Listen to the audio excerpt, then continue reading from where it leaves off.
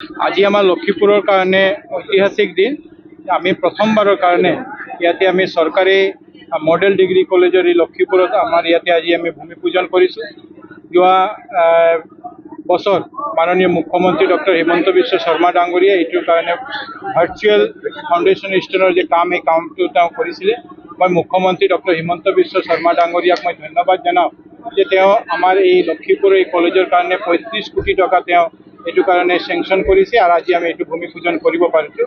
আৰু আমাৰ লক্ষ্য হ'ল যে 2027-28 শিক্ষাবৰ্ষৰ পৰা আমি ইয়াতে আৰ্টছ ছায়েন্স কমাৰ্চ তিনিটা বিভাগতে আমি আমাৰ ল'ৰা ছোৱালীক আমি এডমিশ্যন দি ইয়াত পঢ়া আগুৱাই লৈ যাব পাৰিম। এই বিনিয়োগটো যিটো কৰা হৈছিল মুখ্যমন্ত্ৰী ডাঙৰীয়াই কৈছে 50 কোটিৰ তলত যিবিলাক ৰাইজে ইনভেষ্টৰে ইনভেষ্ট কৰিব বিচাৰে নিজৰ জিলাত কৰিব। আমাৰ ইয়াত মোৰ দেন 300 ক্ৰ'ৰ্ছৰ ইনভেষ্টমেণ্টৰ আমাৰ জিলাত MOU হৈছে। হাইলাকান্দি শ্ৰীভূমি জিলাতো তেনেকুৱা হৈছে, কিন্তু গুৱাহাটীতে যি এডভান্টেজ আছাম 2.0 যিটো হৈছে এইটো ষ্টেট ৱাইজ হৈছে। আৰু ষ্টেট ৱাইজ হোৱাৰ পিছতে বহুত ঠাইৰ কাৰণে যি কোম্পানীয়ে ইনভেষ্টমেণ্ট কৰিছে এই কোম্পানীয়ে তেওঁলোক কৈছে আমি এই লোকেশ্যনত কৰিম, আৰু বহুত কোম্পানীয়ে কৈছে আমি ইমান টকা ইনভেষ্ট কৰিম, আপোনাৰ আমাক ডিচাইড কৰি দিয়ক আমি ক'ত কৰিম।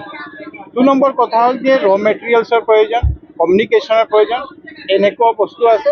আমি আমাৰ বহুত শিল্পপতিৰ লগত মই নিজেও কথা পাতিছোঁ, মই আমন্ত্ৰণ কৰিছোঁ যে বৰাক ভেলীত আহি কৰিবৰ কাৰণে। কিন্তু এতিয়া কথা হ'ল যে ক'ত আমি মাটি পাম, তেওঁলোকৰ ইকনমিক ভাইবিলিটি কি আছে, গোটেই বস্তু চাই কৰা হ'ব। কিন্তু মই এইটো আপোনাক ক'ব পাৰোঁ যে 25 আৰু 26 তাৰিখে মাননীয় মুখ্যমন্ত্ৰী ডক্টৰ হিমন্ত বিশ্ব শৰ্মাৰ ডাঙৰীয়াৰ উদ্যোগত যে এডভান্টেজ আছাম 2.0 হৈছে এইটো অসমৰ কাৰণে ঐতিহাসিক। কাৰণ আগে আমি দেখিছোঁ যে কোনো মুখ্যমন্ত্ৰী এনেকুৱা চিন্তাও কৰিব পৰা নাই যে ইমান অলমষ্ট 5 লাখ ক্ৰ'ৰ্ছৰ ইনভেষ্টমেণ্ট ইয়াতে অসমলৈ আহি আছে। আৰু মই মনে কৰোঁ যে 25 আৰু 26 ফেব্ৰুৱাৰী অসমৰ কাৰণে অহা দিনৰ এটা গেম চেঞ্জাৰ হ'ব আৰু অসমক আগুৱাই লৈ যাবৰ কাৰণে এইটো বহুত ডাঙৰ এটা ষ্টেপ আছে। माननीय मुख्यमंत्री का है कि असम मतलब पूरा असम 3 करोड़ 40-45 लाख जो भी लोग हैं इनका विकास कैसे करना है।